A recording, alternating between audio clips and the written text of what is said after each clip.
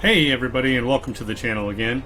G.I. Joe here, and today we're going to go over a 1-bar Pet Sorc build for VMA for Vet Maelstrom Arena. Now this build is designed for beginners that may struggling to get their first clear of Vet Maelstrom for the perfected weapons. And so we're going to go right into it. So starting off with our stats, let's buff up.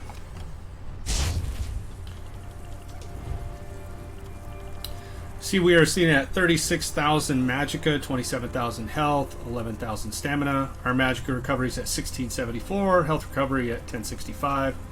Our spell damage is almost 2,500, and our spell crit is 42%. Spell resistance and physical resistance, sitting right there. We are using the Clockwork Citrus Fillet, which gives you max health and health recovery, and max magicka and magicka recovery. We have the Shadow Boon, which increases your critical damage and healing by 17%.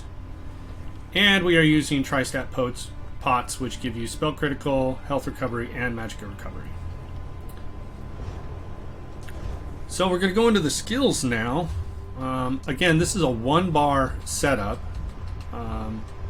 So all you really need is 1 bar. I have 2 bar setup, but you only need 1 bar in this. The skills and the weapons and gear that you need, you can duplicate the staff on each bar.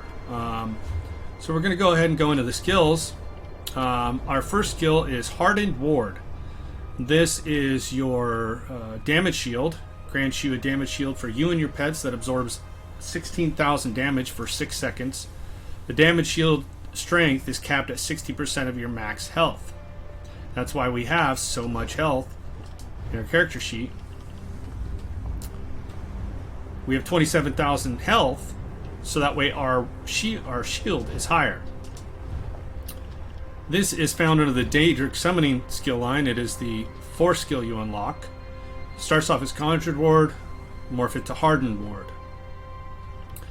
Our second skill is Unstable Wall of Storms. This is where you slam your staff on the ground and create an unstable storm barrier in front of you, dealing 12-17 shock damage to enemies in the target area every 1 second, and setting concussed enemies off balance for 7 seconds.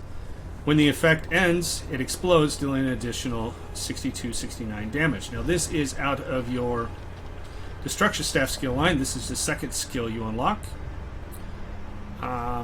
It starts off as Wall of Elements, morph it to Unstable Wall of Elements. The other morph just has a longer duration. This one does more damage at the end. So either one, take your pick. The next skill we have is Crit Surge. This is under the Storm Calling skill line. It is the 4th skill you unlock. Starts off as Surge, morph it to Crit Surge. You invoke Meridiel's name to gain major brutality and sorcery, increasing your weapon and spell damage by 20% for 33 seconds. While active, dealing critical damage heals you for 3696 health every. This can occur every 1 second. The next skill on our skill line is the Volatile Familiar. This is the 1st skill you unlock under the Daedric Summoning line. Starts off as Unstable Familiar. Morph it to Volatile Familiar. This Familiar's attacks deal 1172 shock damage, and once summoned, you can activate the Familiar special ability for almost 3k magicka, but dealing 2303 shock damage every 2 seconds for 10 seconds. The final pulse will stun the enemy's hit for 3 seconds. This Familiar remains until it's killed or unsummoned. The next skill we're going to use is the Twilight Matriarch. This is the 3rd skill you unlock in the Daedric Summoning skill line. It starts off as the Winged Twilight and morph it to Summon Twilight Matriarch. You basically call a Matriarch to your side that zaps the enemy for 1136 shock damage, and its kicks deal 1136 shock damage. But the special ability on this, for 3900 magicka, you can cause it to heal 2 friendly targets for 11,000 and itself for 5,073. So it heals both you and your little Volatile Familiar. It will heal you both. The last skill on this bar is going to be Thunderous Rage. This is under your Destruction Staff skill line. It is the ultimate here. It starts off as Elemental Storm, morph it to Elemental Rage. You create a cataclysmic storm around the target location that builds for 2 seconds, then lays waste to all enemies in the area, dealing 8,300 magic damage every 1 second for 7 seconds. Now, depending on what staff you have, and we have a lightning staff, Thunderous Rage increases the duration by 2 seconds. So instead of 7 seconds, it's going to be 9 seconds. Now, you can also swap out the ultimate for the Greater Storm Atronach, which starts off as Storm Atronach, and you morph to Greater Storm Atronach under the Daedric Summoning skill line. It's the ultimate. You summon a Storm Atronach to the target location, deals 87 shock damage, and stuns the enemies for 3 seconds. It zaps the closest enemy, dealing 4,098 shock damage every 1 second. Now, since we're doing this solo, it is a solo arena, we don't really have to worry about the synergy aspect of it, but this is a good single target fight. There are some bosses where some of the lesser bosses you may want to use this on. It's a cheaper ultimate as well. So, and once it kills something, it will also continue to zap around and find other things to kill. So you can use this one if you want. This is a ultimate that costs 212. Lasts for 9 seconds, so you can do that. So what you're gonna want to do is, for your passives, you're gonna want to get Unholy Knowledge under the Dark Magic. You should get all these passives anyways.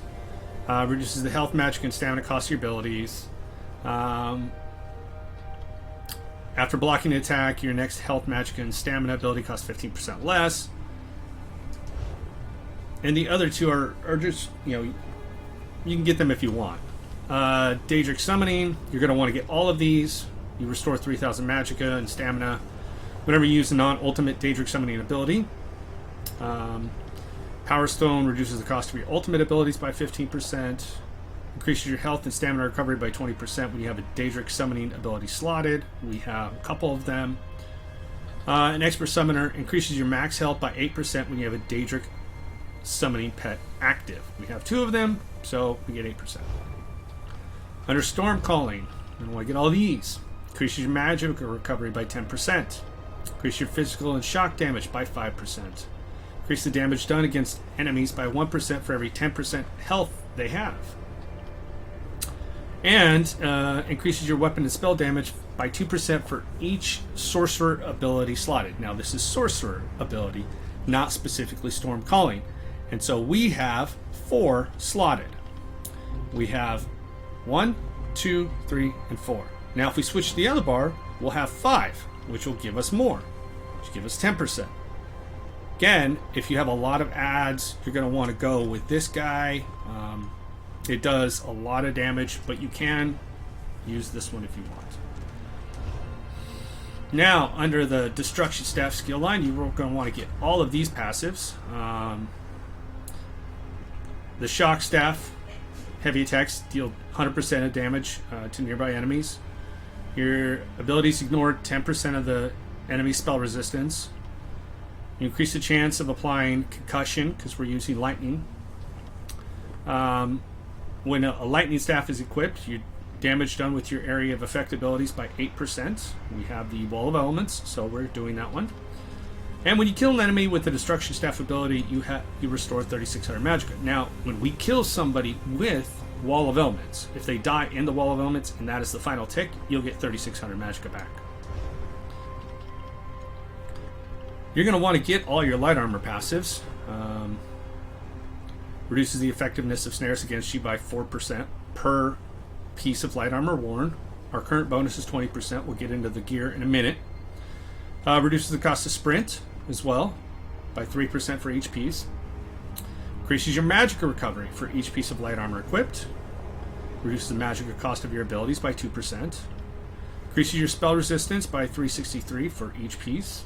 Our total is 1815. When you have 5 or more pieces of light armor equipped, you increase your spell critical rating. We do have 5 or more. And concentration. Increase your spell penetration by 4884 when you have 5 pieces equipped, and we do. Under the medium armor, you're going to want to get the first 3. Dexterity increases your weapon critical for each piece of medium armor. Windworker, increase your stamina recovery and reduce the cost of your stamina abilities. Sneak, I mean, really doesn't matter much. Athletics, increase the movement speed of sprint by 3% for each piece you have equipped, and reduces the cost of roll dodge by 4%.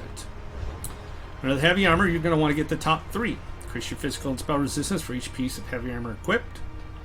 Increase your health recovery for each piece of heavy armor equipped, and you restore 108 magic and stamina when you take damage for each piece you have equipped. This can occur once every 4 seconds. So, taking damage, you're going to get 108 every 4 seconds. And increases your max health for each piece of heavy armor you have equipped. Under the Fighter's Guild, you're going to want to get the Banish the Wicked, generate 9 ultimate when you kill Undead, Daedra, or Werewolf, which are all in here.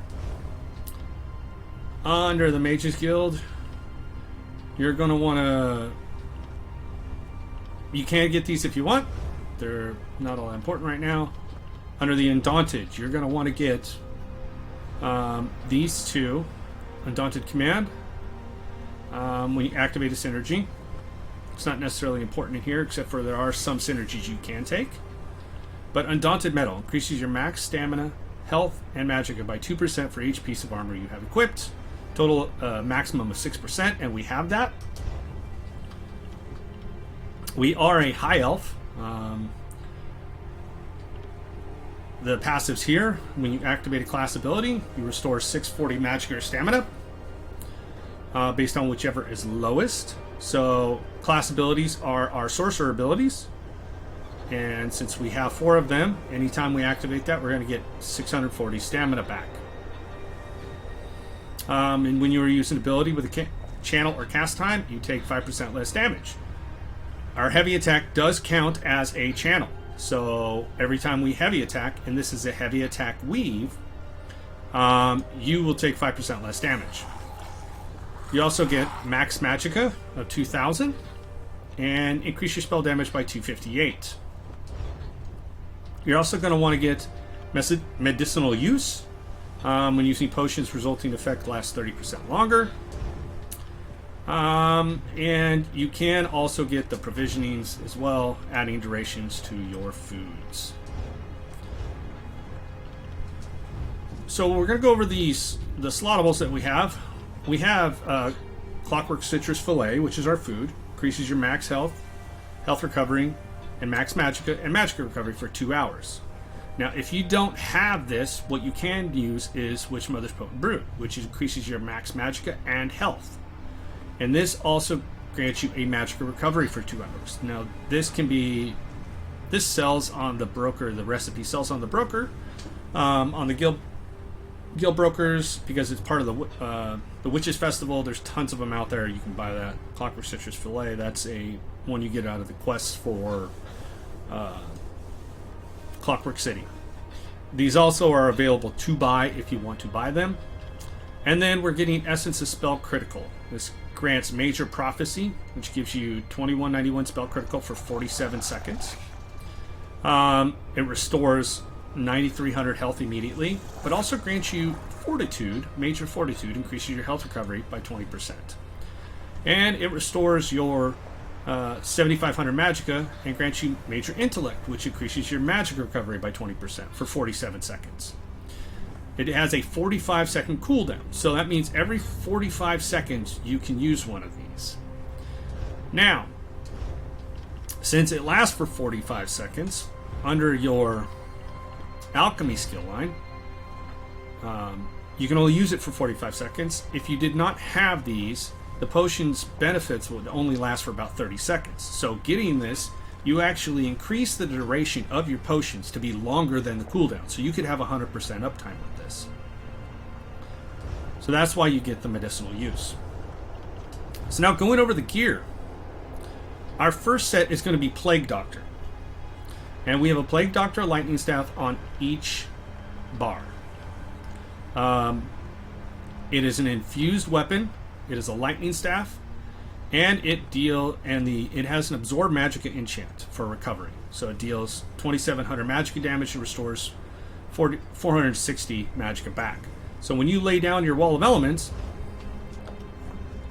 anything caught in that is going to have the absorb magicka enchant on it. So you're going to want that on both bars if you decide to put it on both bars. Again, this is a 1-bar setup, so it doesn't matter which bar you're on. Sometimes people struggle and they get panicked and they'll accidentally hit their weapon swap and they're on a different bar. So if you've set both bars up to be the same, when that happens, you don't have to worry about it. Now, Plague Doctor is a overland set out of Deshawn. You can get it off the guild traders, or you can farm it out of Delves, Dungeons, and Quests. The 2-piece adds max health, 3-piece adds max health, 4 adds max health, and the 5-piece adds max health. This gives you about 6,300 maximum health. This is a heavy armor set. So with weapons, staves count as 2 item sets, and we have two jewelry pieces because we also have it on our chest. Now the chest has the highest armor rating, so the heavy chest will give us more armor than a light chest here, which will help us in the dungeon. It is Divines, and I do have a Tri-Stat enchant on it. The 2 pieces of jewelry, you're going to want to transmute them to Arcane because they come in healthy. And I've added spell damage glyphs to both of those, just for more pop right off the bat. Now our second 5-piece set will be Necropotence. Necropotence is a light armor set that can be found in Bancori, I believe. I believe it's Bancori. It's also on Guild Traders too, so you can buy it from there as well. This adds max magicka on the 2, 3, and 4 piece, and the 5 piece. While you have a pet active, your max magicka is increased by 3132. So you're going to want a magic recovery glyph on this. It comes arcane, so that's fine. The shoes, the legs, the hands, and the waist are all light armor pieces with magicka. I have added a Tri-Stat enchant to the pants because the head, pants, and chest are big pieces which give you the most. As you can see, this gives you 351. This gives us 400. This is a small piece. This is a big piece. So you're going to get more by putting the Tri-Stats on these. The reason we have the Tri-Stats is that way we have a higher magical pool and also a higher stamina pool for blocking and roll dodging and interrupting. Now for the monster set, I have chosen to go with Ice Heart, and the head is medium. Again, this is Divines. Now Ice Heart gives you 833 spell critical, and when you deal critical damage, you have a 20% chance to gain a damage shield that absorbs 5639 damage for 6 seconds. And while the damage shield holds, you deal frost damage to all enemies within 5 meters of you for 1 second. This can occur every 6 seconds. Now this is to help you survive. So with the head being medium, you're going to want the shoulders light because, again, the chest is heavy. This is to help you survive the dungeon. If you don't want to do that, what you can do is also add Mother Sehet, which is another damage shield set. This adds max magicka, and while you are in combat, casting an ability with a cast time or channeling an ability grants you a damage shield that absorbs 5639 for 6 seconds. If the damage shield is broken, you restore 822 magicka. Now, again, our light attacks are also, our heavy attacks are also a channel because we use a lightning staff. So every time you heavy attack, this would proc that damage shield. If you don't want to use a damage shield, you can survive. What you can use is Slime Craw. Now, Slime Craw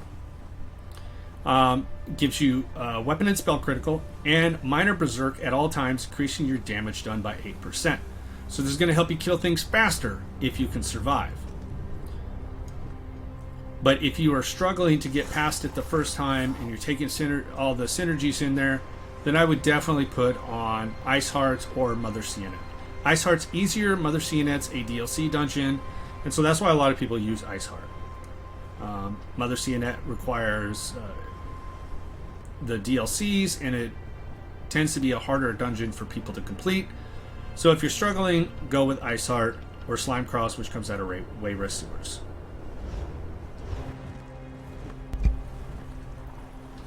Next, we're going to go into the champion points. Under the Thief Tree in the tower, you're going to want 23 into Warlord. This reduces the cost of Break Free by 10%. And 30 into Bashing, which reduces the cost of Bash by 17%. Because you have 53 in here, you're going to get the Ensnare. When you bash an enemy, you have a 33% chance to reduce the enemy's movement speed by 20%. And Inspiration Boost, but we don't do any crafting, so that's that. Moving over to the Lover, you're going to want 75 into Tenacity. Increase the magicka and stamina of your fully charged heavy attacks by 14%. And you're going to put 75 into Arcanist, which increases your magic recovery by 14%.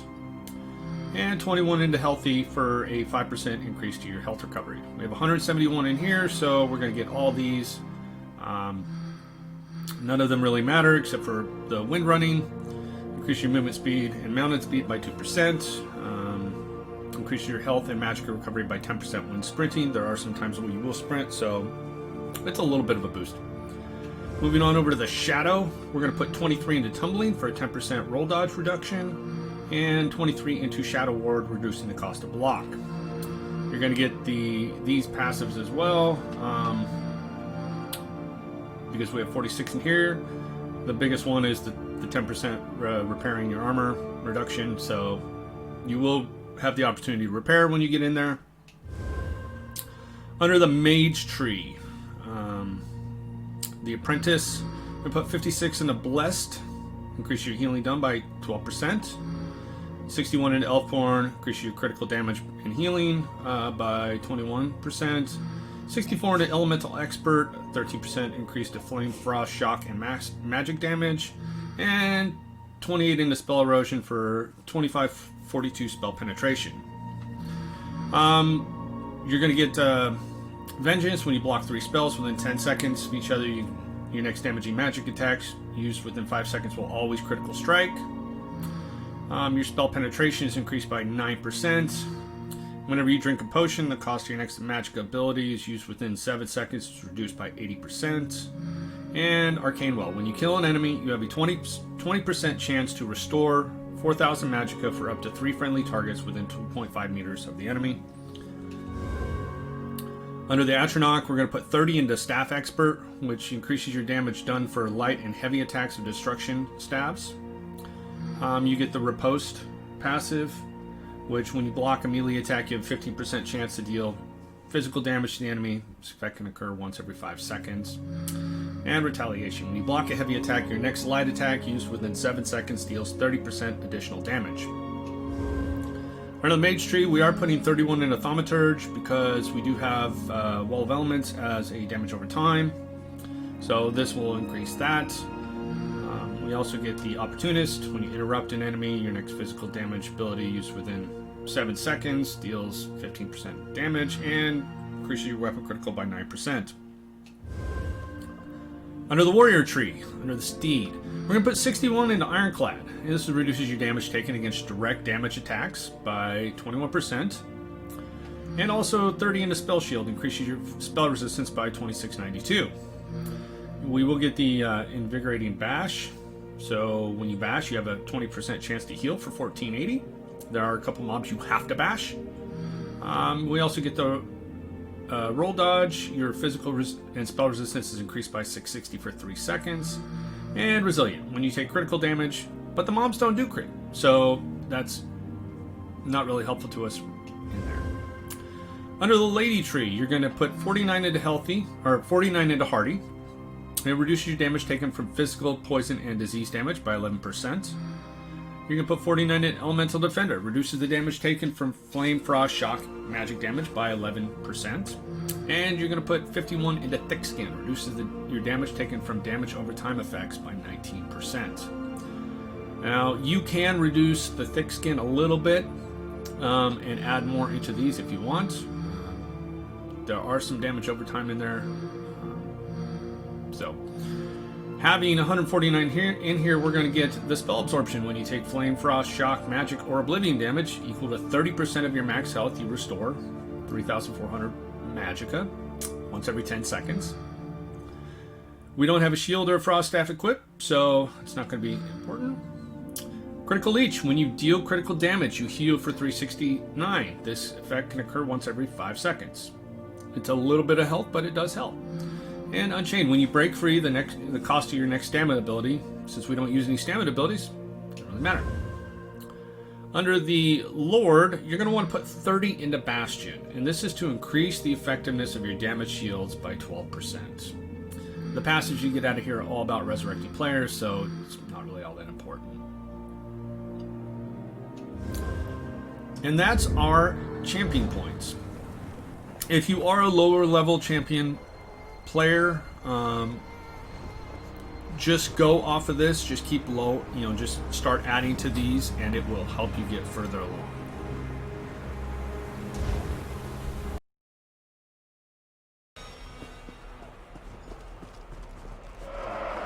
Come over here to this little red bush.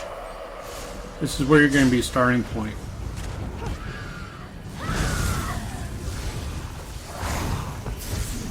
The Clanfears will jump, so make sure you roll dodge out of those.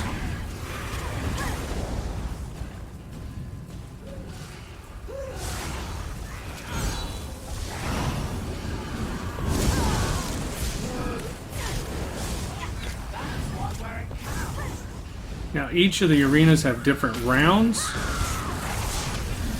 You want to always try and kill the Daedroths in this first round and in later rounds as soon as possible. You notice off to the sides, so the mobs will actually respawn at the same points every time. If you look, you'll see 4 little objects out there. Those are the synergies you can take. Now in this round, you have a little AoE that follows you around. You can destroy it, but it's just better just to navigate it. As you see, it's been destroyed. It will respawn. There it comes again. What you want to do is you want to keep your crit surge up and keep close in your pets and use your shield as much as possible. Save up your ultimate for the big baddies that come in here. Like this guy right here. He is a mini boss. He is one of the first bosses to end the round.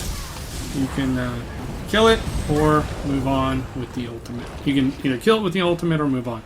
Now those little pedestals right there, you will see things pop up. That is the speed buff. That is the power buff, which does more damage.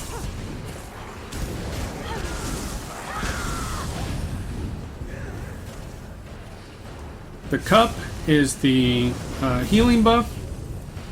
So when you take that, you'll do more healing. And then the other one is a shield. I'll show you them to in just a minute. The shield reflects all incoming attacks and basically makes you pretty unkillable. So if you're having specific trouble during a couple of rounds that have notoriously horrible RNG, you want to grab that as much as possible, or when you can.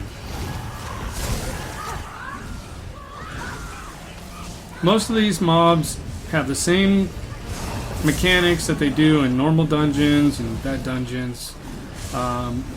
The main bosses obviously have their own main boss mechanics, and each one of them is different, but for the most part, it's all just standard practice. Now, each time you'll have a final round on this boss. He stands there for a couple of minutes while he spawns somebody. You can drop your ultimate as soon as he starts to spawn. And then he will port, which he's going to do in just a minute. And he will do the same thing all over again.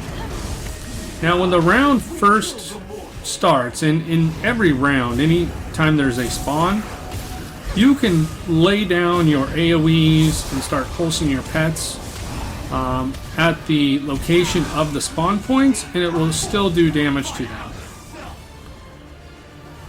Each round is over when the boss itself dies, so not when the individual mobs die. So we still have mobs out there. We're going to kill this guy real quick, and the round will be over.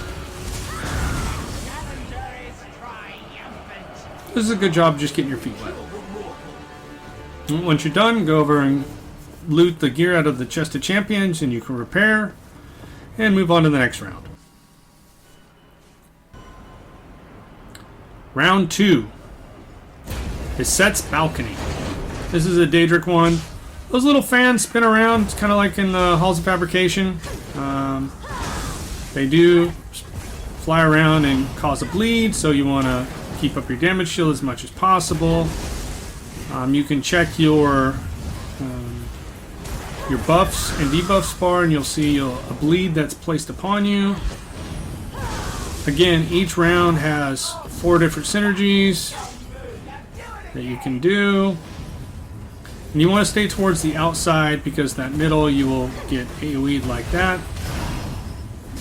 Now you can stop those blades by hitting the switch, but the mobs themselves will turn the switch back on, and you'll see them start to go again.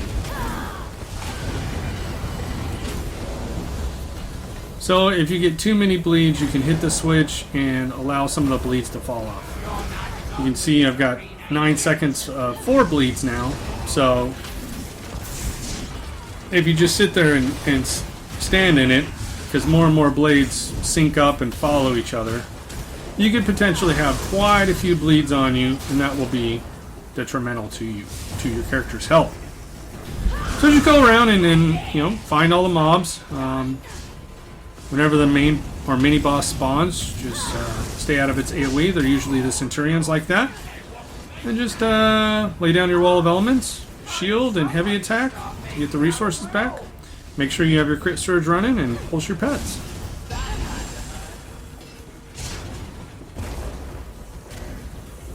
Again, if you do not use any synergies, you will get more points. If you have to use a synergy, it obviously deducts from your point value. This is for when you try and do score runs. I will try and show as many mechanics as possible, and will probably die during this entire run a couple times. But I'm going to show you all the mechanics that the bosses do, and I will slow down my DPS to show you how long of a fight and how easy a fight it can be if you just understand the mechanics of the dungeon.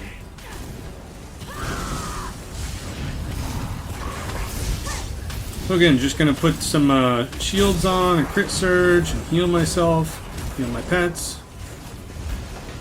There is usually one mini boss on rounds 2, 3, and 4, and at the 5th and final rounds you will usually get the main bosses if it has a 5 round, but it will tell you if it's a final round. So with this one, there are 3 of those champions that spawn, and you will get one to spawn initially, and the others will not spawn until that one reaches its appropriate health level. Then you have to go and find the other one. They do not follow you initially. See, I almost got killed at 23 bleeds on me. So in this one, just attack them until they all start to sit down. And after the first time around, the other mobs will come find you, so just attack them from that one spot and just sit there and shield up and heal.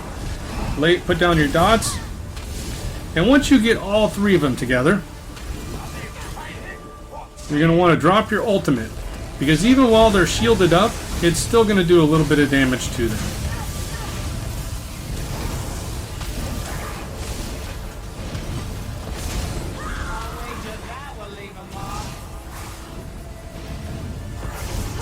So again, we're just pulsing our pets, We got our crit surge on, we're laying down our wall of elements, we're warding up. And you just switch from from boss to boss until you've depleted them down.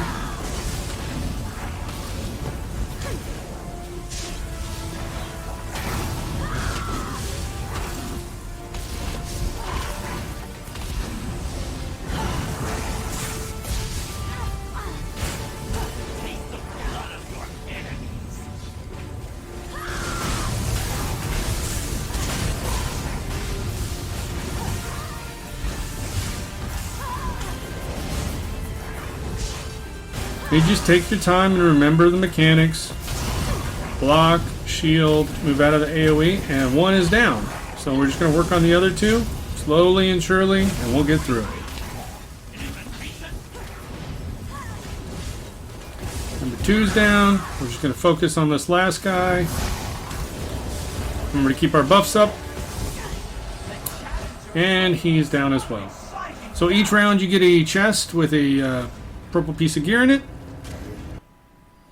And moving on to the third round. So this third round, the 3 islands you have to stay on. The water itself is poison. It's kind of like Arx Corinium, where if you stand in the water you will get electrified. The main boss that's standing up there will also shoot out stuff at you that you can't damage her. The green is also a healthy thing for you. If you look over in the corner, stranglers are your priority. No matter what's going on, kill the stranglers. The stranglers will snare you and put a dot on you, and then you won't be able to get out of AoEs, and you'll get eaten up by the boss. So the boss of this first one is a Wamasu, and you can stand in the green. That will help you and heal you. The red that the main boss puts out is bad. Always kill the stranglers. Stranglers will appear outside of each of the islands and once in the middle. It's completely random as to where they spawn. You just want to keep constantly looking, see what's out there.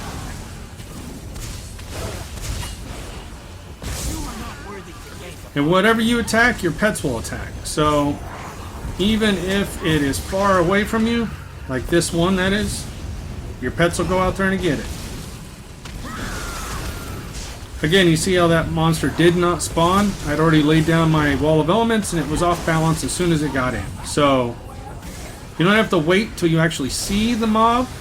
You can lay down your dots in anticipation of where they're going to spawn. Now this mob is a Stamp Sorc, so you want to stay out of his AoE. And always be mindful of the stranglers. He will do that. He will put his shield on, or his lightning form on. Obviously I missed the heavy attack because it is a two-hander. You know, just drop your ultimate on him. You should be fine. Now after each round, if you haven't killed a strangler, they will still be up, but they will be sleeping, more or less. Your pets often will find the most dangerous enemy and attack them. So if the strangler's out, they will usually attack the strangler until you attack something else. Then they will run and attack whatever you're attacking. So after each round, and while you're waiting for things to spawn, watch where your pet goes, because your pet will find the one that's the most dangerous. If you haven't already laid out any damage, it will usually find the one that is the most dangerous to it, and it will attack it. The stranglers, it'll be the first ones that they grab. You can see off in the corner, there's another one that spawned, and this is another mini boss for this round. It is a Hagraven, and they have the same mechanics that Hagravens do. All you want to do is drop your ultimate. You see the ultimate killed the strangler, so I didn't have to worry about that.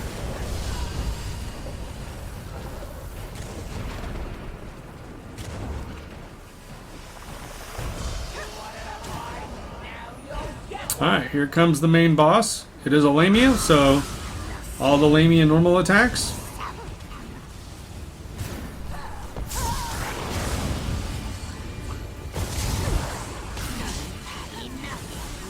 Again, get the Strangler as soon as they spawn. That one spawned in the middle. Just like in Arx Corinium, stay out of the AoEs.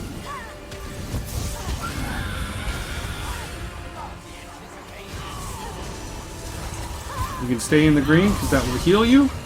Obviously, as you see the green things pop up all around me.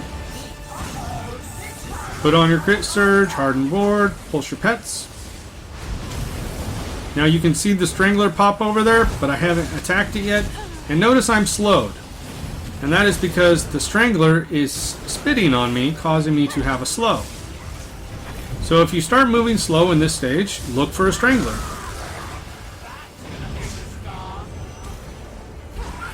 And since we're in the green, we'll go ahead and drop our ultimate and finish this bad boy off. Collect our loot when he's dead and move on to the next one.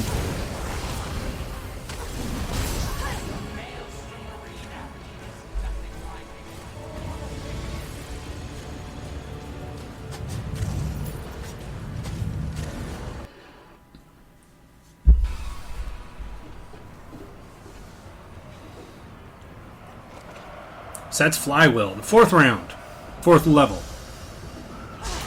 This again has a lot of Dwemer. There are some priority ads in here that you have to fight.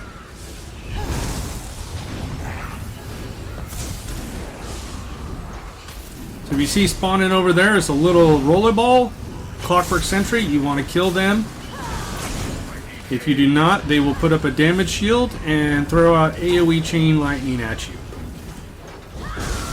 You see one spawning over there? I'm going to go get it.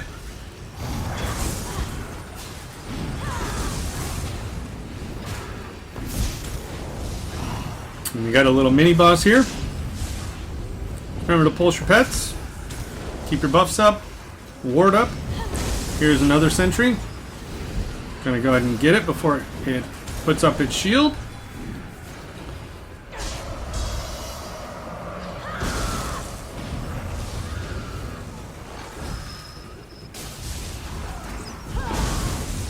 And all the dwarven enemies that are here, the spear, the spiders, they're all normal enemies. Always be on the lookout for these little guys. Always move your camera. Kind of watch all your surroundings.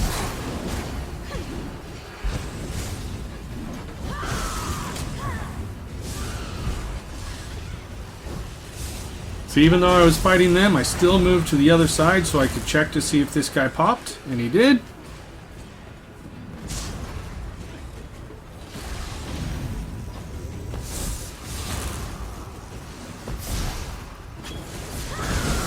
Normally, a wall of elements will kill the little sentries, so always be careful that your pets don't die on you. As you can tell, my flyer died. I gotta bring it back up so I can heal myself. The spears have a nasty AoE attack. Here's a sentry. You can see he has a damage shield on him now because I didn't get to him in time. I now have to kill him, beat his damage shield down, and then I can actually physically kill him. Because I've taken so long on that, there's another one right there, so let's do the same thing. Get its damage shield down. Have your pets also help with it. And eventually kill him. Remember, always just move in a circle. If you have to, drop an AoE. That chain lightning is from a sentry. He will shoot another one at me. See, there. So if you start seeing those, you know you have a sentry that's already got his shield up and he's in his positions.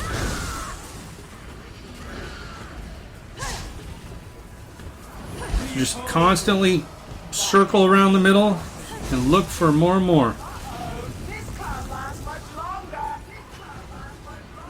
Again, priorities are those little sentries.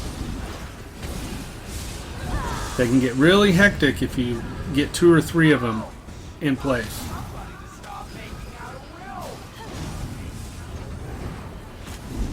A normal heavy attack and a wall of elements will usually kill them. It's completely random as to where they show up.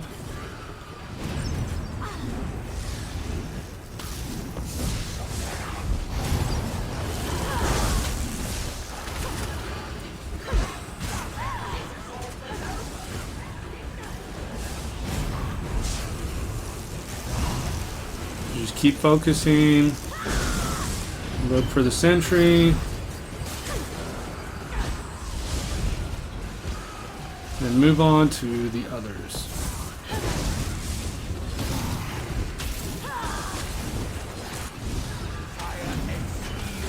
See, again, it's completely random. We just killed the sentry right here. He's right back to where he's at.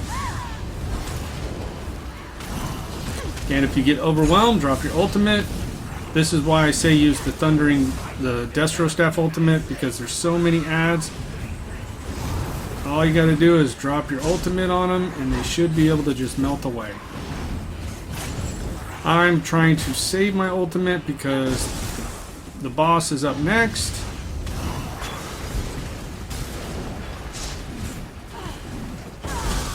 Again, pulsing your pet will cause the familiar to stun.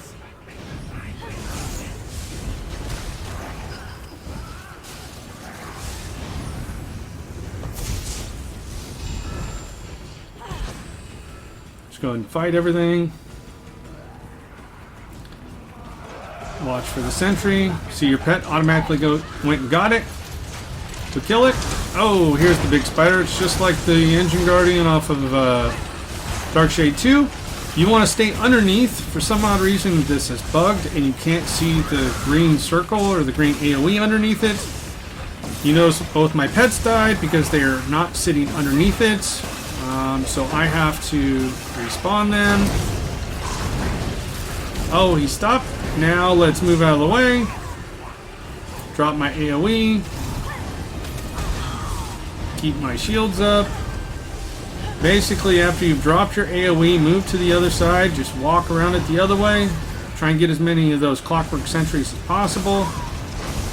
And when he's done, oh, now it showed back up.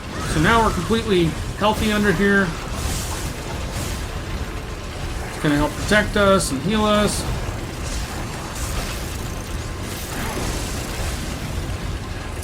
We're just going to keep attacking it as it goes along. Now move out of the way, try and kill as many of these ads as possible because I don't have my ultimate back yet.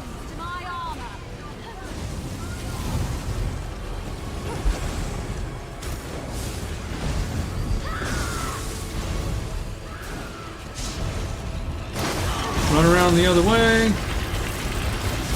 Always keep your wall of elements down and heavy attack it. Watch out for the Stam Sorc behind us. Drop my ultimate because he's going to sit down soon. Shield up, heal up, and he's dead.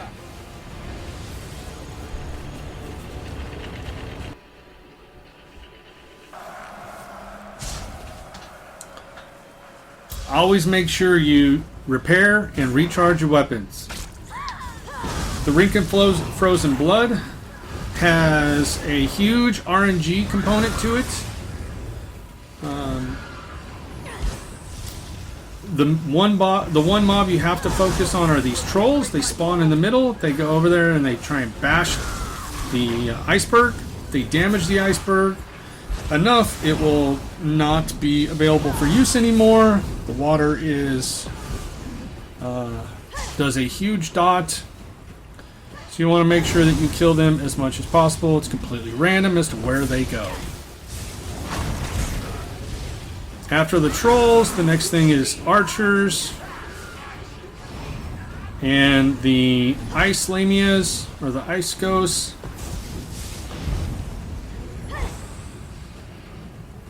They do have a one-shot that can kill you. Everything in here is a werewolf, so after you get it down enough, it will enrage. Always try and jump over the edges of the platforms, because sometimes you can get caught on those ledges. And after you've killed them all and you've moved on to the next round, always go back to the first platform again. The first platform is the one by the wings, which is the movement platform. Oh, there's a troll. I did not see him. Oh, and he destroyed my platform. So now I have one less platform I can use for this round.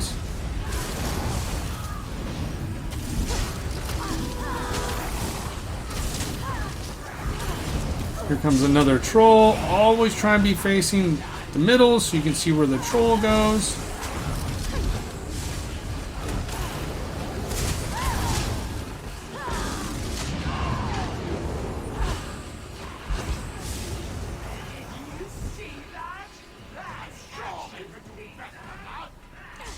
Here comes the boss. He's spawning over there, or the mini boss. One of the reasons why you want to have this be your first first platform is because if you need to, you can get the speed boost to move over. And also, most of the mini bosses spawn on the other two platforms, so you have time to damage them and get your wall of elements out before they get to you. So even though I lost one platform, it will respawn. And there it is. It's respawned.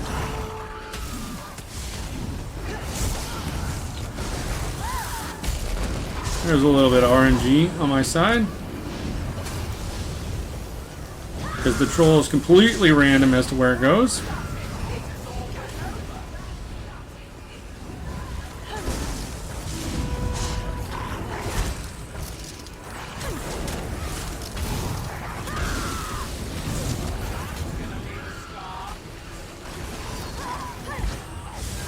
So I got caught on the ledge because I jumped too early.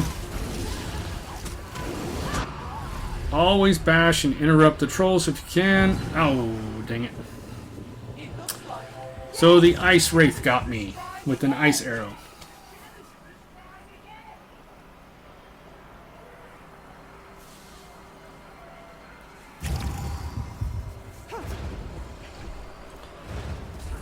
Summon your pets. Buff up.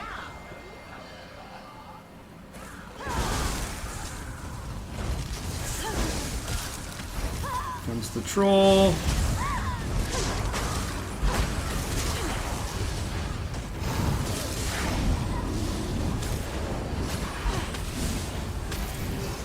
Trolls, and then Atronach if you can, then Ice Wraith, and then Archers.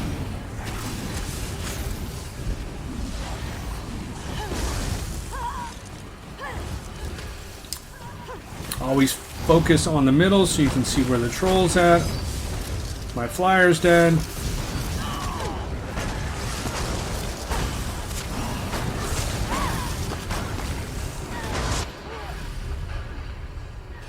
I ran out of stamina. I love this. Let's hope that this time it's more of a contest.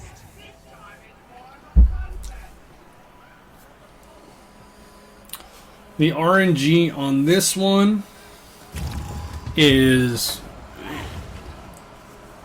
This is one of the harder ones for most people to do. So don't get frustrated if RNG kind of screws you a little bit, because you're fighting these guys and the troll's on another platform right now destroying it. Yep, see, there he is. There's the troll.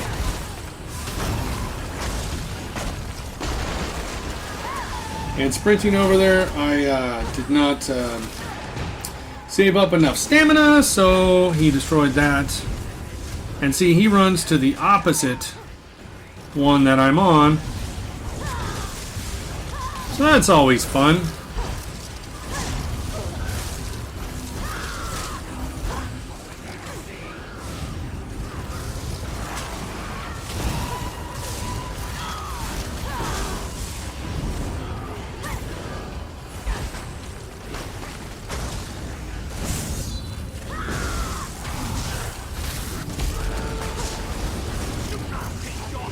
Since I've got the troll here and all the ads, I'm going to go ahead and drop that. So I need to kill some of this stuff down.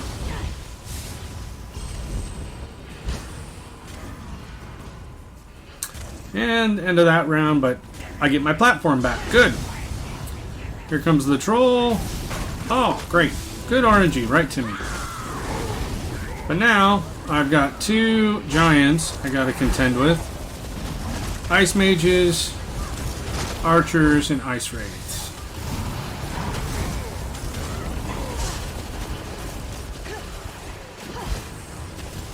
There's the troll. See where he goes.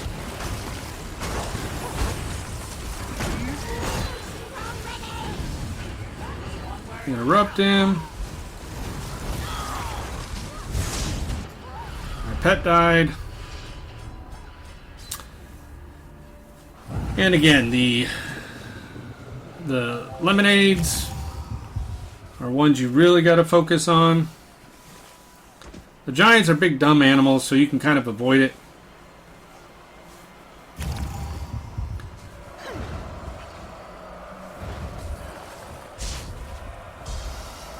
There's just some bad RNG that comes with this one and another one, which we will talk about when that happens. But again, we're not looking for a score run. All we're looking for is a clear. Oh, and drop the ultimate since I had one. The troll was here. The bosses were here. Kill these lemonades.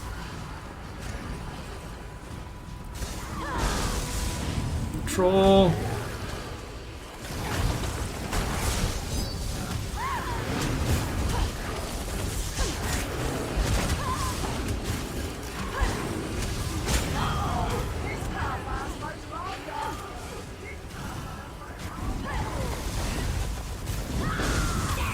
Good thing about your pets is they will take aggro from you sometimes. And he just smashed my pet.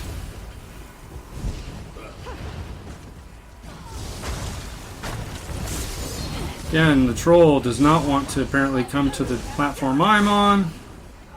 So we'll follow him, kill him, and then get this last guy.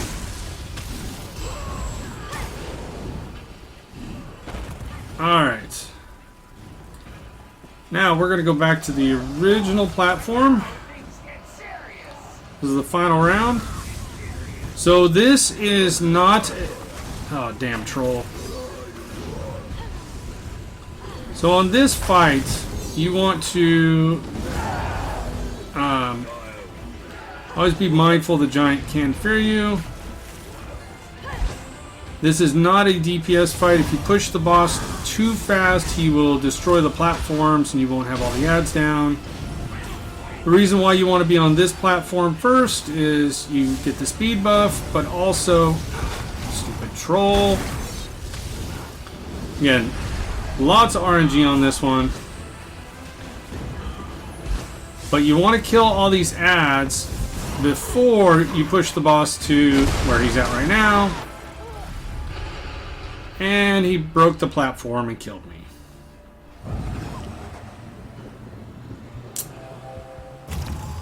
So, yeah. Again, start on the pad with the speed buff. Because hopefully the troll comes to this pad originally. Because then you can just stay here, DPS the troll.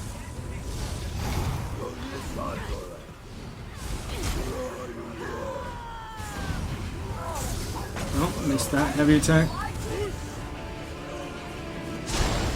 Now watch the ads coming in. The ads are your priority.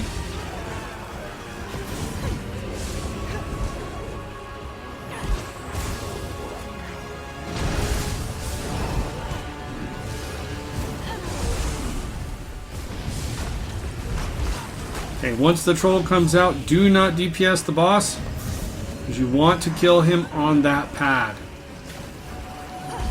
So go back to where you were. Shield up, healed up. Now, once you push him to 75, he's like, Oh, I have to smash the pad. Get your speed buff. Now you only have 2 pads to worry about. Oh, luckily enough, the troll came to us.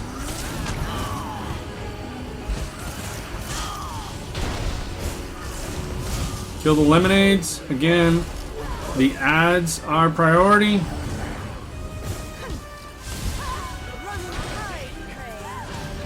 Because this is not a DPS race on the boss. Here's the troll.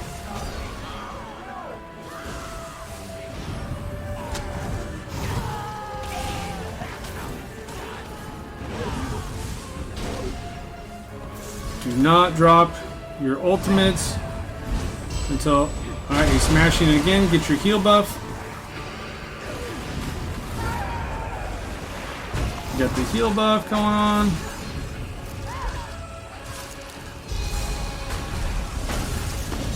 Get the defense. Drop your ulti.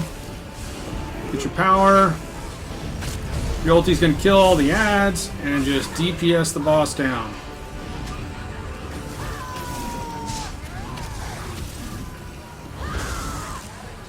Keep your shields up, keep your health up.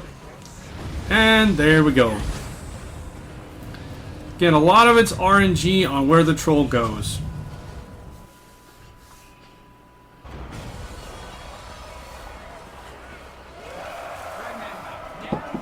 So the Spiral Shadows. There are 5 pillars. 4 of them are covered with cobwebs right now. The middle one is not. It's lit up. What you want to do is you always want to post yourself so that way you can see what's going on. So there's a little Horvor that's out right now. You attack the Horvor, you kill it on the pillar, and it will get rid of the cobwebs.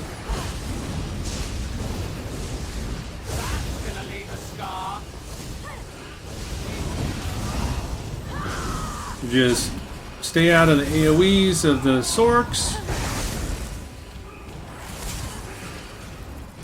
Light attack the Horvor to get his attention, pull him to where you need him, kill him on the pillar.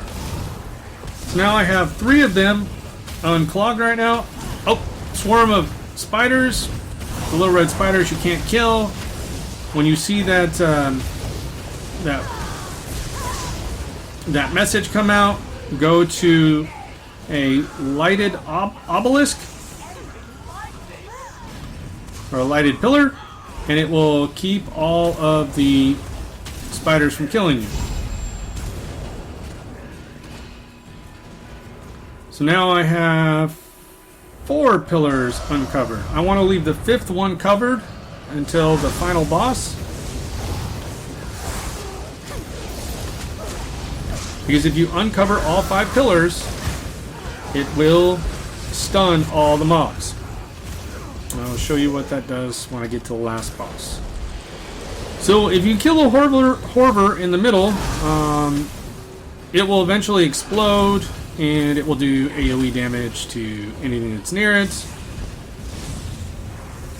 Each time an obelisk will show up. So each time an obelisk will show up, it will occasionally sometimes switch to a different obelisk when the spiders are out, so you just have to be cognizant of that and go to the brightest obelisk there is.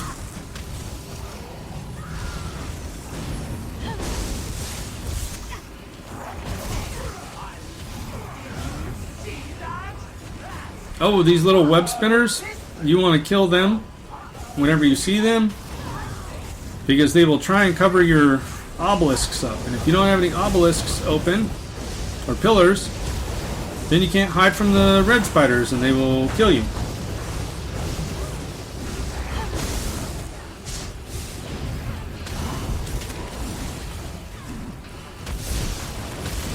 So there's a web spinner, kill that. You can usually kite these big guys. Most of the ads in here you can kite, so if you see a web spinner, go focus the web spinner. These guys aren't fast enough to catch you. Again, we'll kill this Horvor. He'll drop a little grenade right there. So if we fight any of these guys around that grenade, it'll go off and eventually kill one of them, or put a dot on them. See, there it goes, right there. And it does a little AoE damage. So spiders, get on the pillar again. Now this has bugged out before, to where even though you're on a pillar, the spiders will ignore it. Again, just like the trolls and just like the stranglers, you want to always constantly watch your pillars, because you don't want your pillars to get covered up if you can help it. Because I've got 4 of them already.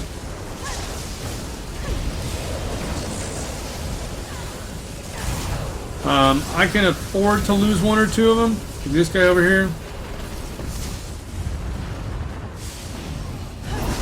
Also, the Stam Sorc will drop a negate, as you saw.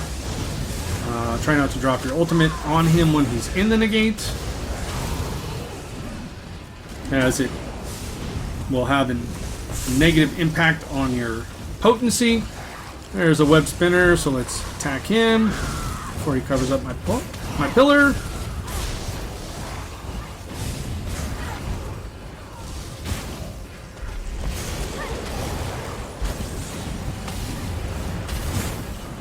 Nope, spiders again. So I was on this one, it was lighted up first. Now the one over here is lit, so I'll go to this. Usually during mid rounds is when the web spinner comes out, but you notice my pet went ahead and took care of it.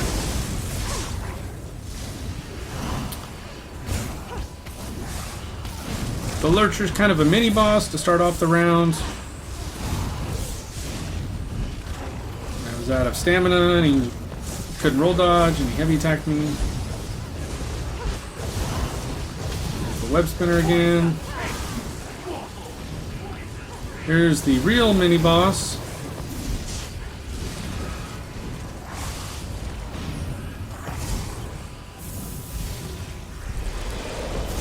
Again, he's a Stam Sorc with a 2-hander. Normal mechanics for a 2-hander. Get near the lights. Oh, light's starting to waver. Go to the middle one where that new light is.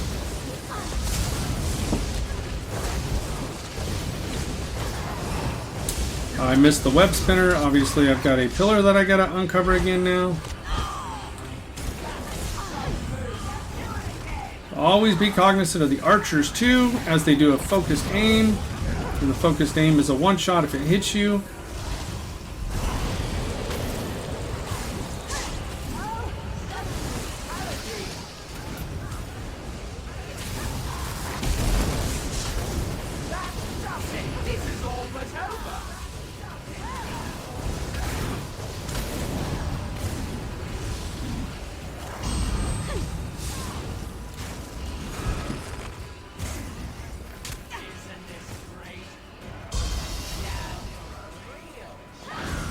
Alright, we're now in the final round. So I'm going to bring this Horber over here, kill him on it.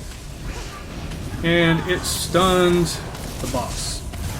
So if I would have had my AoE, I would have dropped it right there, but instead I'm just going to do as much damage as I can. I'm going to prolong this to show you some mechanics. Alright, now let's grab the Horber again, start again. You start off with 1. And you just... So this Spider Daedra, you want to focus it because it tends to put a snare on you, as well as a very powerful dot. The main boss will also put a dot on you and will do a spit, which can one-shot you if you're not careful.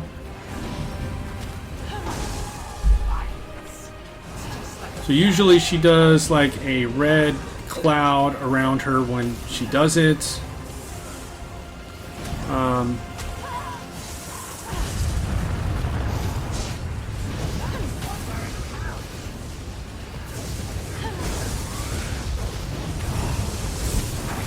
kill the Spider Daedra. Oh, I got a web spinner over there. Let's drop my ultimate just to get rid of some of this traffic.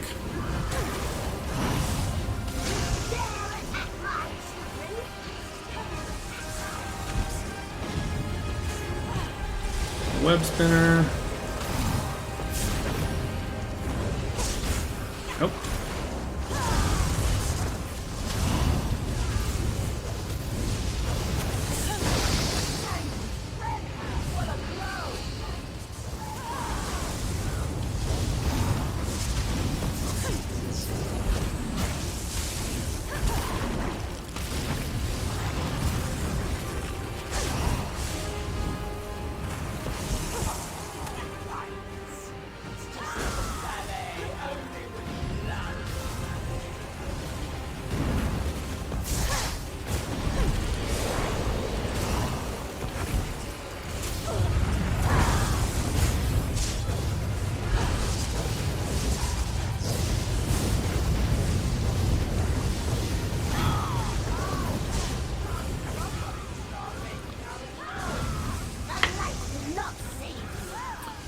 And just focus on all that stuff. She does an AoE, lightning.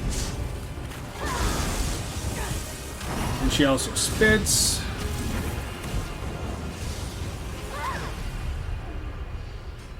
Oh. And she spit on me. And now another attempt. So occasionally that does happen.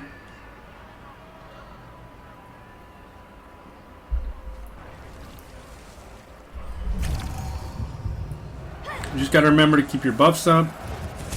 Be cognizant of what's going on around you. This is how it's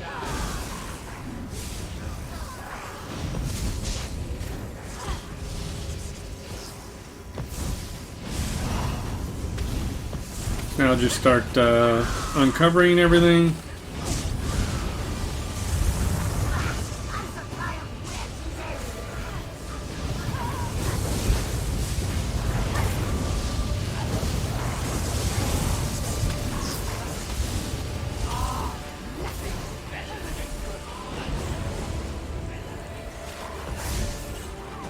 The swarm attacks, so I'm going to find the obelisk.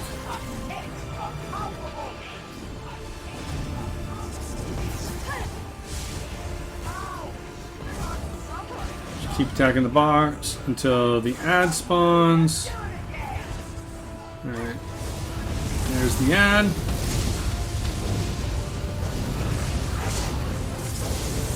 There's the web spinner as well.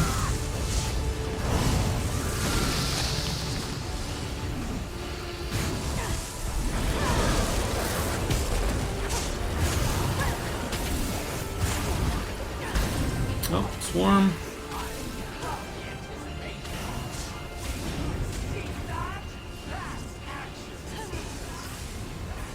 That's one where it counts.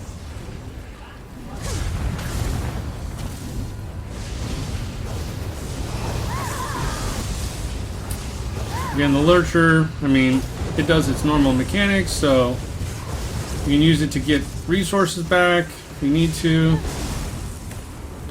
The main focus is that spider.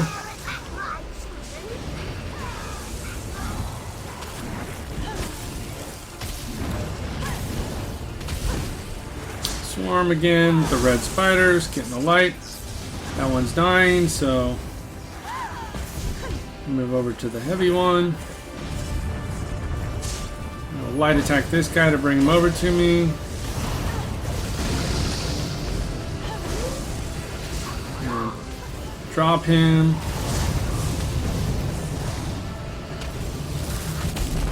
Stupid ultimate didn't fire off.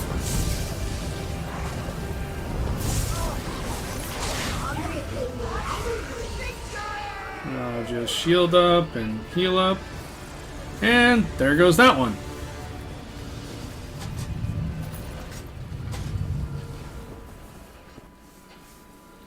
Again, always repair with this guy here. Recharge your staves. This is another one that has a serious high RNG factor to it.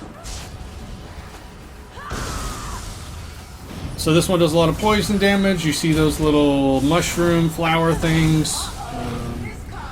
They will explode and afflict you with poison, and you will have to cleanse yourself in those green pools to the right and left of you. Main priorities are the venom collars and the venom shots. the archers do a taking aim, which will kill you. It's a one-shot if it hits you. You can roll dodge it, but it's better just attack them and get them down. If you see it, interrupt it. So as you saw, that big spreading AoE was one of the mushrooms exploding. Always keep your focus on the archers. Alright, trolls are the mini bosses of each of the rounds. And there's one Wamasu. They do normal troll mechanics and they enrage.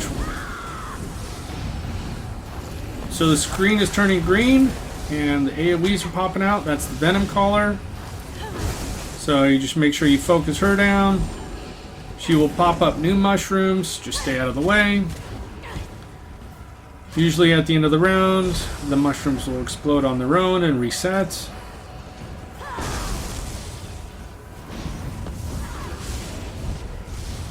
So that archer with his hand up in the air, that is the taking aim mechanic. Go up and interrupt it. Oh, I'm afflicted with poison. I'll come over here and clear it. Also, my screen is green, so there's probably a Venom Caller out. There she is.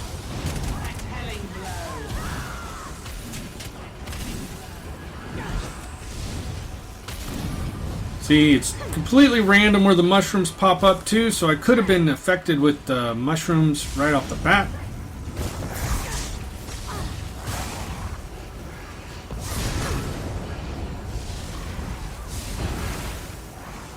There's a Venom Caller over there again. We'll let the mushrooms dissipate and go get her.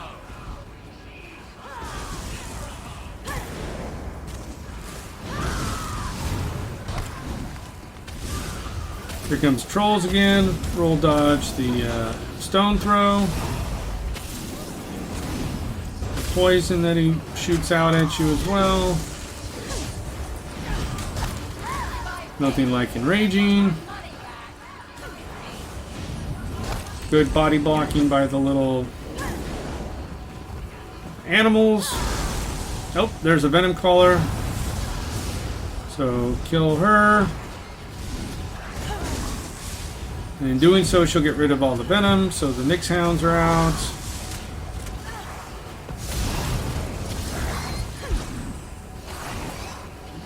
I'm not sure if it's this next round or...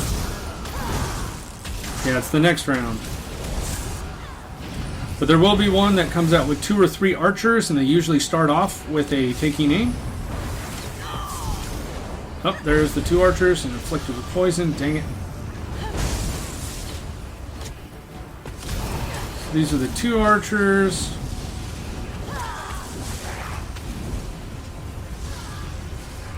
See, there's one taking aim. Go over and interrupt him. Oh, and the Wamasu came out. Great. So the Wamasu, just like in Arch Cranium, will do an AoE attack.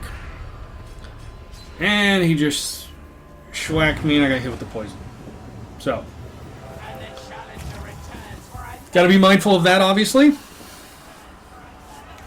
But you can still see I have 15 out of 15 total deaths. I still have 9 lives left before I get to get the bonus.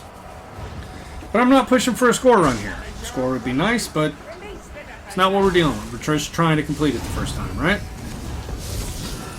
I already have the Flawless Conqueror, so I'm just kind of taking it slow and easy, showing mechanics.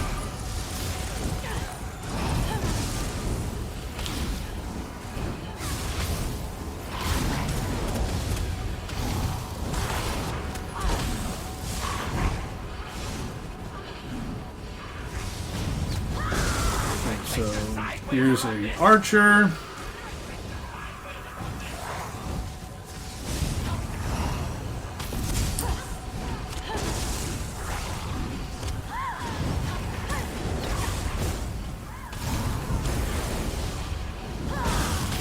And here comes the Wamasu. The Venom Caller.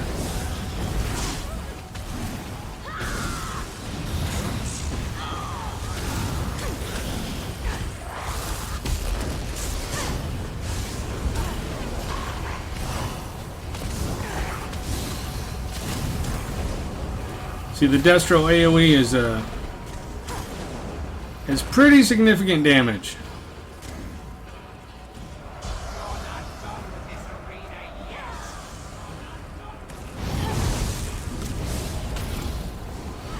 There's a Venom Caller. The Venom Callers always show up on the portals. So there's one archer here. After the Venom Caller, he's the one we want to focus.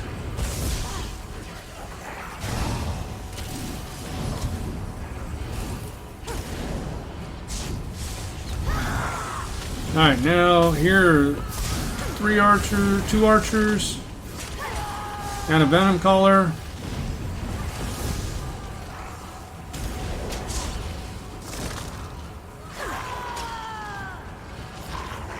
You can always just put down a wall of elements on them. It usually will get them down far enough to every other dot do it. So here are the 3 archers. 1, 2, 3 archers. Kind of pull them all together as much as you can. If you see it taking aim, that is your first priority. Ooh, that was close. There's the taking aim. Killed him. There's a Venom Caller up. Inflicted with poison, so let's heal myself. Ward up.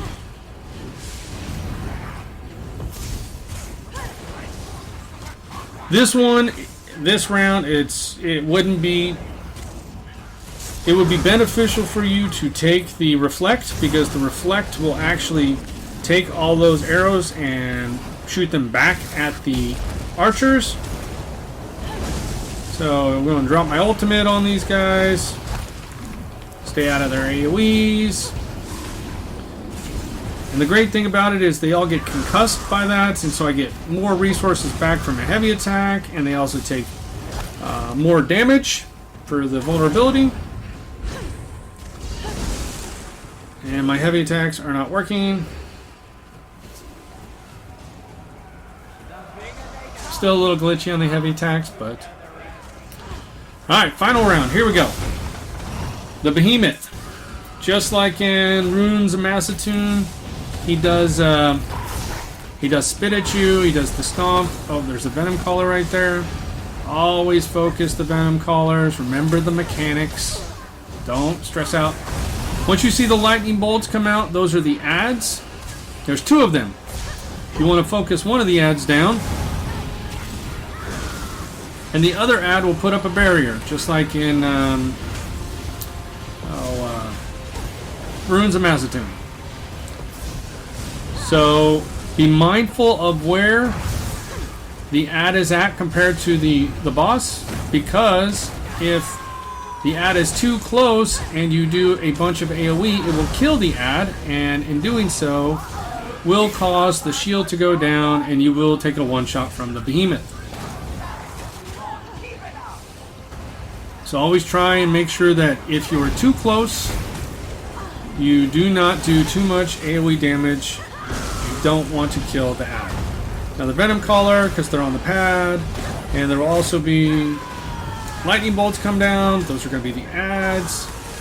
There they are, the lightning bolts. Let's kill this ad first. Alright, there we go. Now get under him. So he's still fairly close. I'm not going to drop my ulti yet. Now I'll drop it because it'll take a minute for him to die. So the ulti will help kill that ad. And just continue DPSing the boss out. Oh, got afflicted. Dang it. Cleanse. Venom Caller.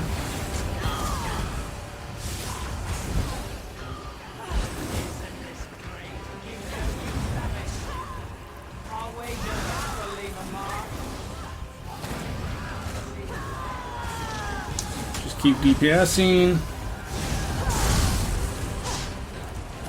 The ads have respawned. If you can push it, kill him. You know, get rid of the ads. There you go. Again, this one takes a lot of RNG depending upon where the mushrooms spawn. because they've spawned under my feet inside the little bubbles.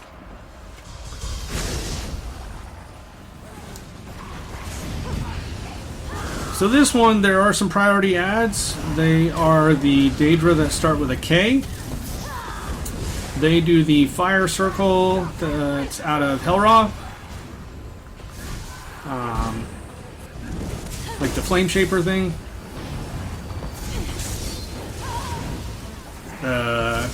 Kygnald. That's your main priority right here. This guy.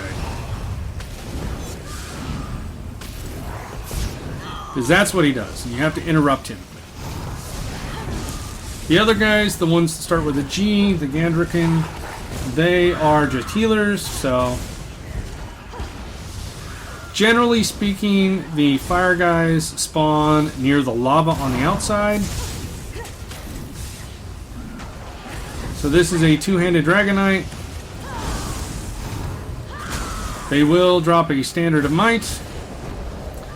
So we have a Lurcher who's immune, so you have to destroy this Warding Stone in order to make him vulnerable. You destroy that. He's stunned for a minute. You can drop your ultimate, let him sit in there. Let him cook for a little bit. If you don't have a huge amount of DPS, what you can do is watch out for around the edges as the ads will spawn there. So around the edges, we've got things that are generally going to be fire. So I've got one behind me. There he is.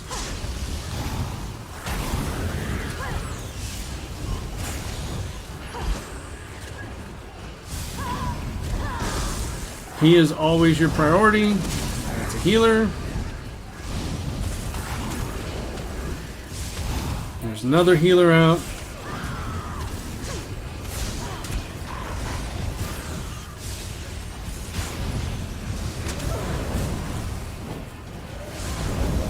And the mini boss.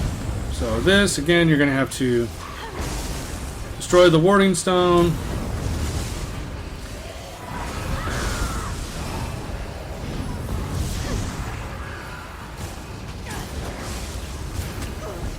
And if you get overwhelmed with ads, drop your ulti.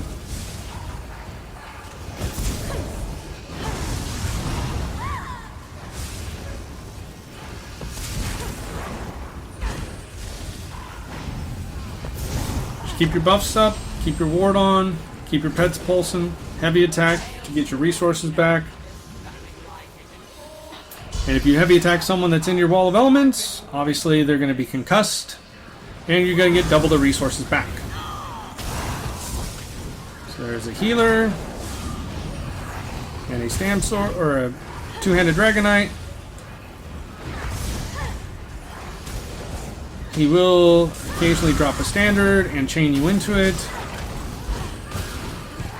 So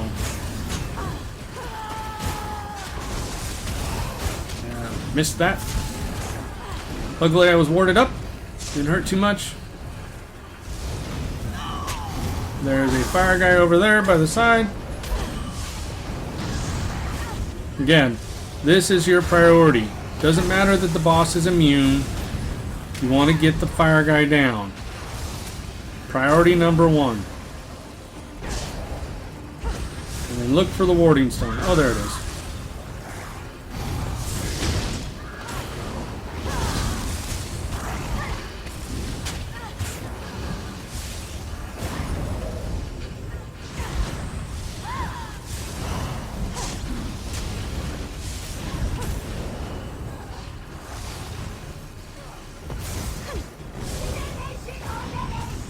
If you need to, pick up the sigils. The sigils make it easier for a clear. You shouldn't be pushing for a score anyways because you're looking for a clear.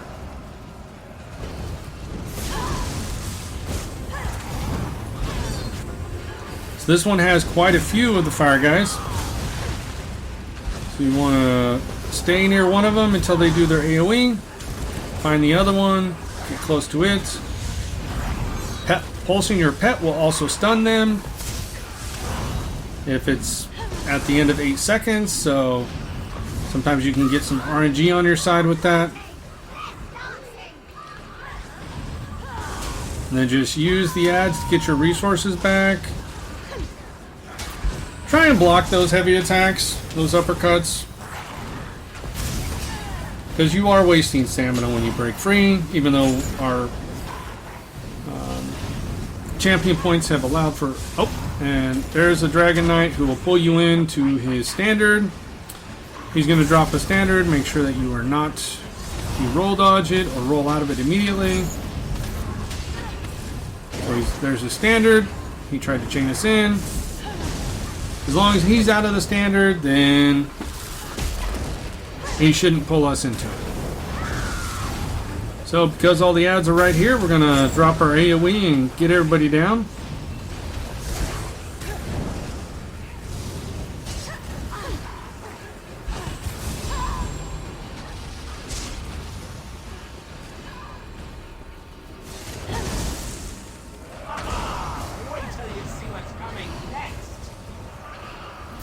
So this final round, what you want to do is start attacking one warding stone right off the bat.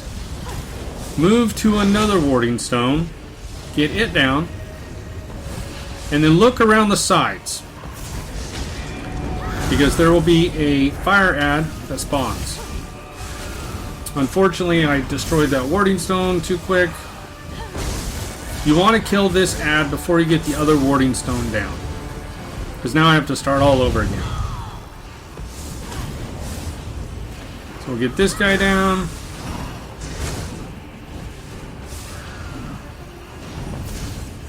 And even though the main boss is immune, you can still use him for resource return. So again, here's the fire guy. We're going to get rid of this guy. Interrupt him.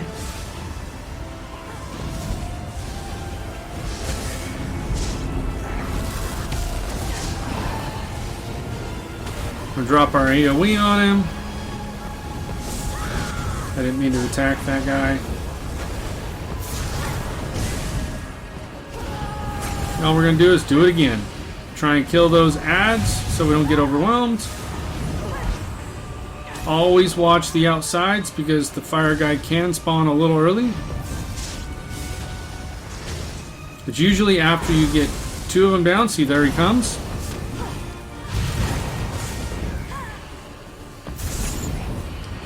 Luckily, the boss also moves very slowly, so you don't have to worry about it too much. Now that you got the fire guy down, start moving on the other ones. Doing so, you're building up ultimate, you're building resources back. And there's one more that you gotta do. It's behind me, but I'm gonna build up enough ultimate to melt them.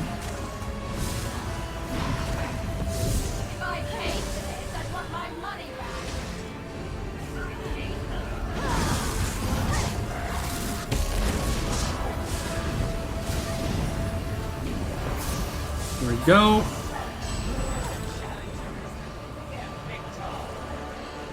And he's down. So again, the Kygnolds are the most important thing because they are the fire spinners. You want to interrupt them.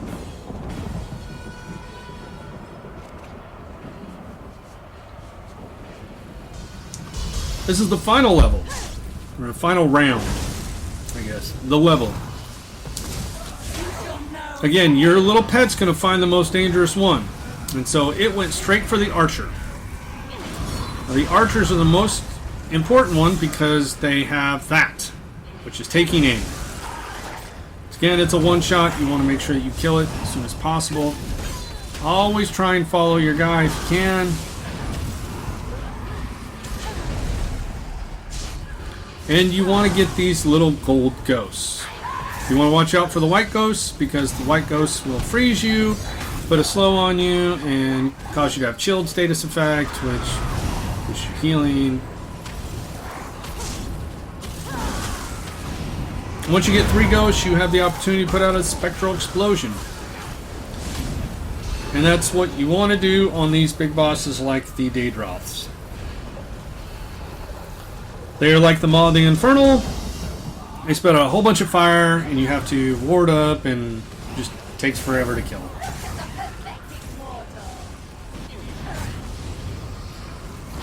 Oh, there's an archer. Let's interrupt him. Bash.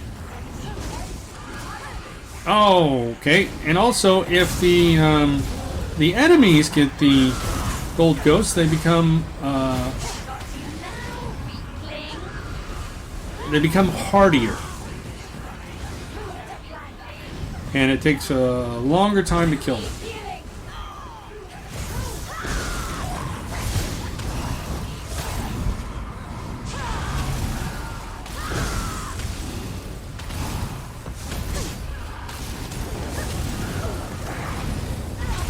Alright, here comes the Daedroth. I do not have an explosion.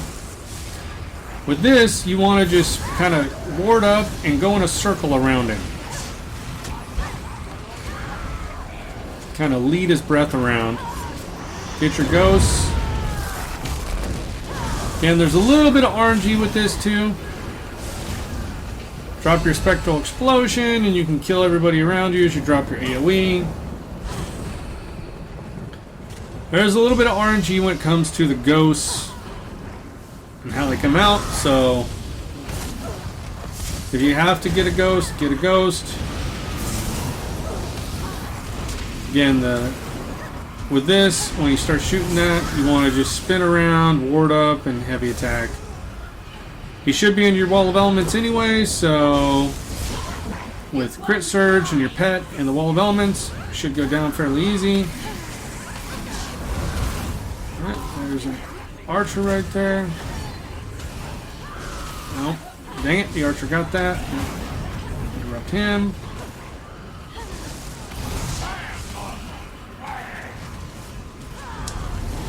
With the mini boss.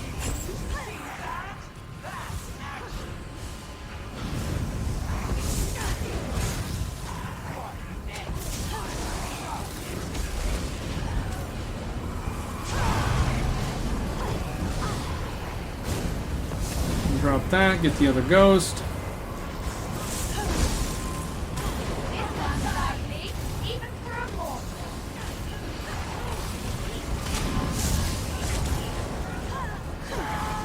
Now you can keep the Spectral Explosion as long as you want. Once you get the explosion, you have, I think, 30 seconds to use it. If you don't use it, it will go away and you have to start all over. However, if you just have two of them, it will stay on you for 2 minutes until you can get or a minute until you get the third one and cause a Spectral Explosion. So in this round, you see this guy, he's starting to walk up towards the center. Now the center is glowing. What he's going to try and do is he's going to try and spawn a ritual. He's going to try and start a ritual. So you want to kill him. There's also going to be some more popping out as they come along. So there's another guy walking down.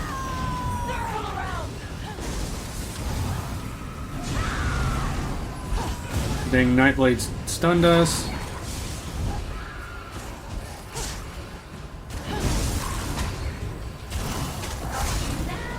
So after all of these ads spawn is when the big boss or the walkers spawn. So you're focused on these guys and the walker's coming down and starting his ritual. So I didn't think I got enough damage on him.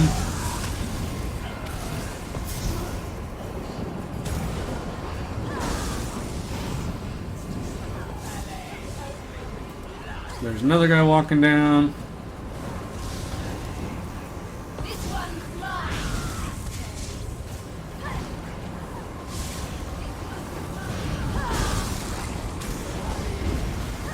Oh, now there's two of them.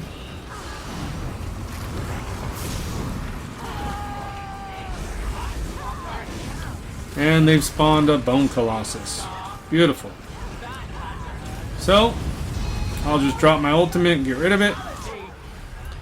If you do not, if the Bone Colossus doesn't spawn, right, and you kill those guys, you won't have to fight one before the round's over. Unfortunately, I didn't get them, and they spawned anyways.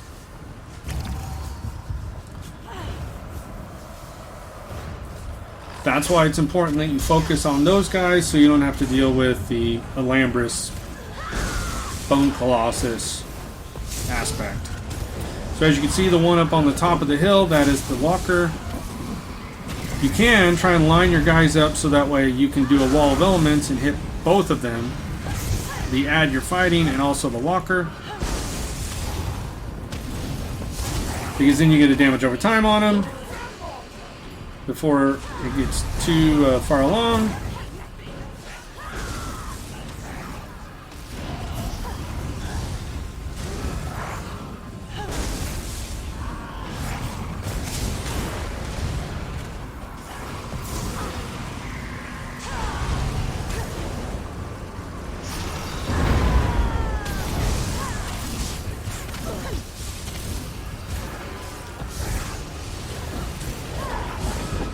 Drop the explosion, stun everybody. Allows you to kind of help with the ads.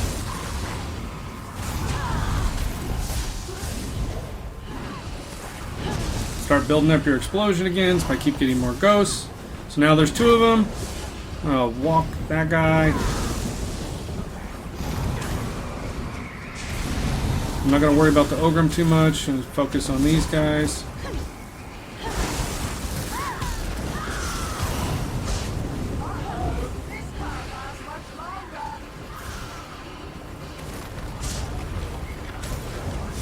Well, missed it again, so now I got the Bone Colossus I got to fight. But there's no more ads.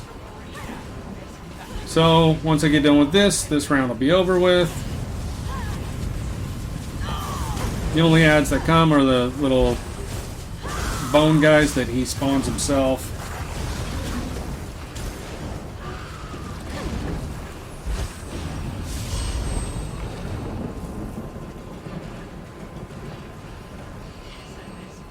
Alright, round's over.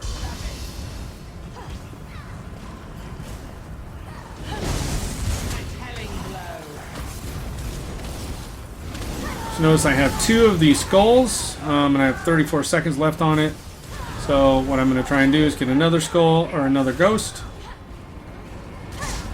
I now have enough for a spectral explosion. It takes 20 seconds. Here is a dragon. I'm going to drop all my dots. Use my spectral explosion on him. Stun him while he's in my AoEs.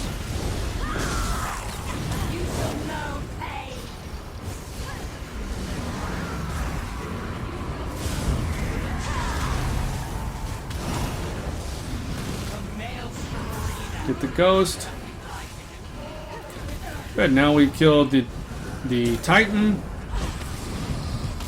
And we did have the pet pulsing, so it stopped the archer that was over there because he was taking aim.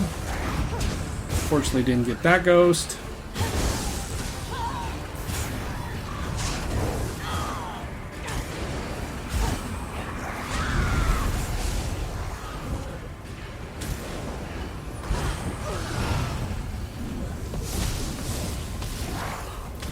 So this Ogrim, he is the last one before this round is over. And then we're on to the final boss. So try not to use your ultimate on this guy. Just get him down. I have a minute left with 2 ghosts. And I won't get another ghost just yet. So with this guy, you want to watch his attacks. He's going to pull his weapon back. Kind of dodge that shot. He's going to throw a skull at you. Now he's going to port. You want to go interrupt him. And then drop your ultimate. Because right next to him is going to spawn a Daedroth. And the ultimate will kill the Daedroth and him enough to, if he gets to a certain point, he will, usually it's around 70%, he will port up to the top. Now you see these little glowy platforms? What you want to do is kill this Ghost Clanfear near it, and you can take the portal up. Up here, he's going to do the same thing. He's going to pull his weapon back. He's going to shoot that at you. It will knock you off. I got lucky there. You also want to ward up the entire time, because all of this air up here does AoE damage and damage over time. So once you see him go up in the air like that, get behind the rock, and he's going to shoot another skull at you. He will shoot 1 to 2 skulls at you. He's going to shoot another one, and I missed it. I fell off into the water, or to the lava. When you come down here, you're going to have another Daedroth you got to fight.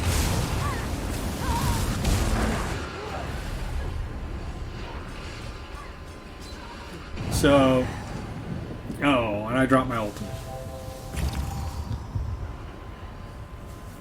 So generally speaking, every time you fall down, you're going to have a Daedroth to fight. So you want to dodge those skulls he throws at you each time.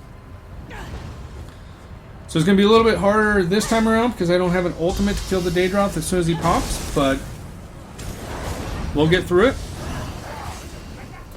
So start pre-damage, pulse your pets, roll dodge. He's going to port, and then interrupt.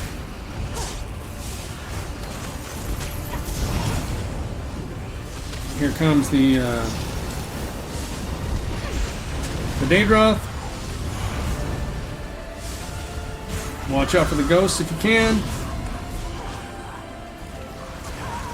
Try and get him near the mob, so that way you can use your AoEs from your lightning staff.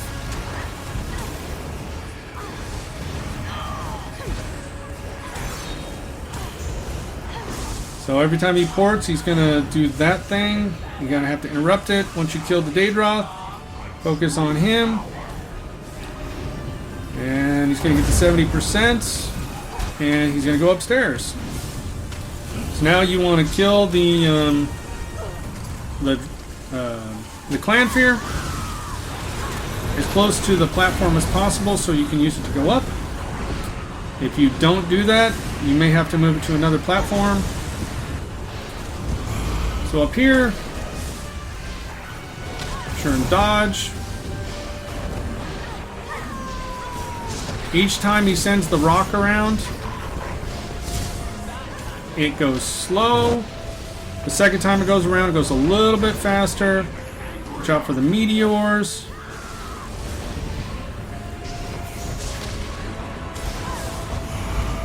So what I like to do if I don't have a lot of DPS is I like to DPS until I get the second shield.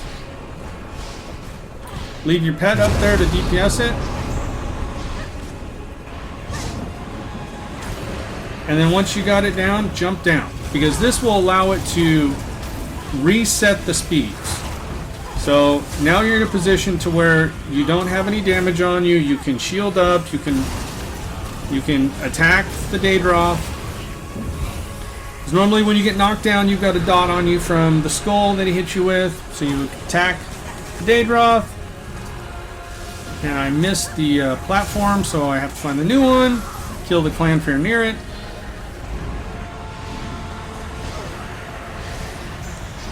Now I only have 1 crystal to go. Roll.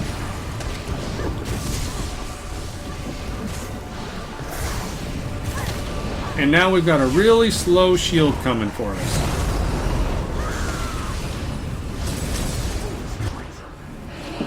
So now you can just attack, roll dodge, and he will knock you down again.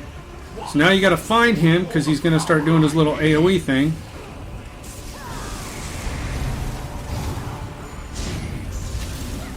Now get your ghosts.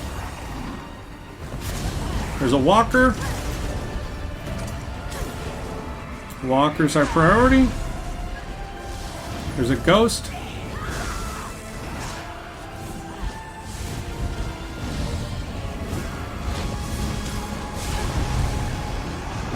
Another walker coming.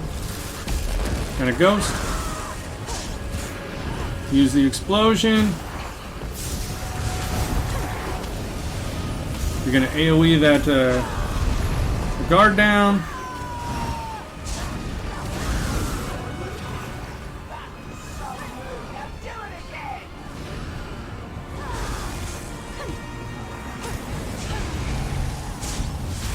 Get the guard or the walkers. Always get the ghosts. Get the walkers. Pulse your pets. Dodge.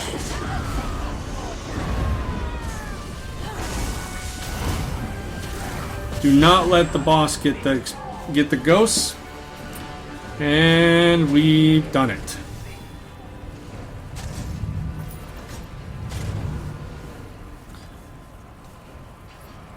So that's how you can do it on just a 1 bar. I obviously got the perfected resto staff, which is wonderful. I did get 30,000 points for completing it. I still had some vitality left. It just goes to show that you can do it with just the 5 separate skills. As long as you can understand the mechanics, go slow, focus on what you need to focus on. Make sure you ward up, you've got all your buffs on, your pets are active, and you don't have to worry about whether or not you accidentally swap bars or you run out of resources with your pots and your heavy attacks. You should be able to survive, but then you're also able to be a little bit tankier. Again, if you have the Mother Sionette, every time you heavy attack, it does a channel. So you'll also get the shields. If you want more damage and you can survive without the Ice Heart, then put Slime Claws on and you'll be able to burn through stuff a little bit faster. But see, we've completed it. We did get the perfected restoration staff. And we also got a score. So if we go to journal, leaderboards, and the solos, which are down here, you can see my best score was 515, 281, but I currently got 436, 108. And the weekly, I'm at 436, 108. It closes in 22 hours. There's a possibility, depending on what your score is, if you have a little bit better RNG, you might be able to, hit the 500s, which you may get a gold mail. Well, hopefully that was enjoyable. Hopefully that was informative. Hopefully, you guys took something from that. Know that any person can complete Vet Maelstrom with this simple setup. All it takes is time and practice. This setup is designed to help you succeed, and hopefully you learned something from this. Hopefully it wasn't too boring, and be sure and subscribe to the channel, hit the notifications bell, give a like on the video if you thought it was informative. If you didn't think so, please let me know in the comments, as it helps me develop stuff and content for you guys. And I just want to thank you all for watching and enjoying the video, and I will see you all in the next dungeon.